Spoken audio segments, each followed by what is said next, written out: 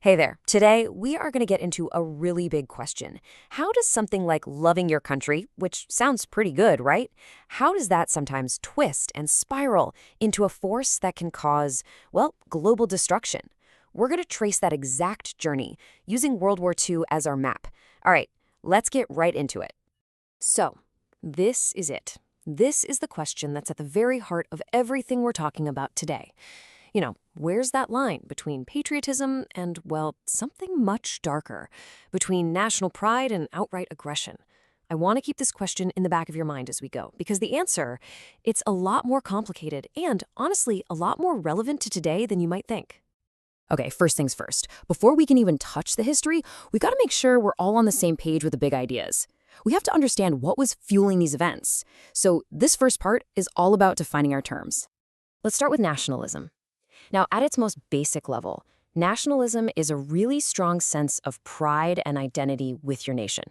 It's all about, promoting your country's interests, its culture, believing it's got something special to offer the world. And in this form, it doesn't automatically mean you're hostile to anyone else. But here's where things take a very sharp turn. Ultranationalism. This is where that pride curdles into prejudice. Ultranationalists don't just love their own country. They promote it with aggression, with a total disregard for other nations. And this is the absolute key. They start to see violence and war not as a last resort, but as a good thing, a tool that's necessary to make their nation strong. And this really lays it out side by side. You can see the shift, can't you? It goes from an internal feeling of pride to an external act of aggression. Nationalism might say, hey, our country is great. But ultranationalism says, our country is so great that we have the right to dominate your country. See the difference? It's moving from just promoting your interests to aggressively imposing them on everybody else. So that leads to the big question, right? How does that actually happen? How does a whole nation's pride get twisted into something so dangerous? Well, it doesn't just happen overnight or in a vacuum. It takes a perfect storm of historical events to create the right conditions. And what a storm it was.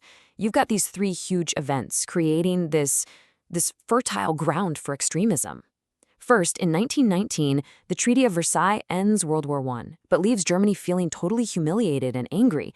Then, 10 years later, bam, the Great Depression hits. The world economy collapses, and people are desperate, looking for anyone with a solution.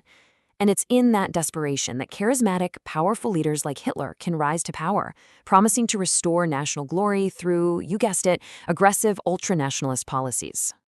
Okay, so we've got the ideology.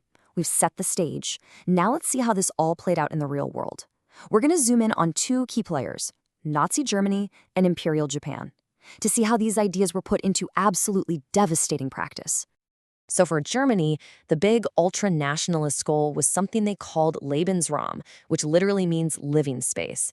The core idea was that the German people were superior and deserved more land, and that taking it by force was completely justified. And this wasn't just some abstract idea. It led directly to them annexing Austria, then occupying Czechoslovakia, and finally invading Poland in 1939, which is the act that officially kicked off the Second World War. At the same time, over in the Pacific, Japan was on a shockingly similar path, but with its own unique twist. Theirs was a kind of ethno-fascism, a belief system built on ideas of their own racial superiority, blended with ancient samurai warrior codes, and this absolute unwavering devotion to their emperor. They justified the brutal invasion of Manchuria and their push across Asia as a kind of divine mission, a holy war to protect the homeland spirits and dominate the entire region. But the effects of this massive global war weren't just contained to the battlefields in Europe and Asia. The fear and the paranoia that it created had terrible consequences right here in North America, turning neighbor against neighbor.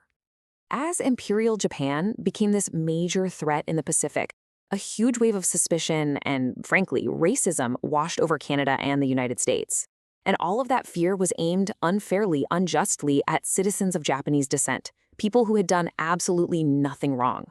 And the result of that fear? It was a massive betrayal. The Canadian government, all in the name of national security, turned on its own people. We're talking about naturalized citizens, many born and raised right here in Canada. Their property was taken, their businesses shuttered, and entire families were forced from their homes and sent to internment camps where they were forced to do hard labor in places like Yoho National Park. It's just a brutal reminder of how wartime fear can lead a country to betray its own values. So, after all of that, after all the invasions, all the battles, all the atrocities, what was the end result?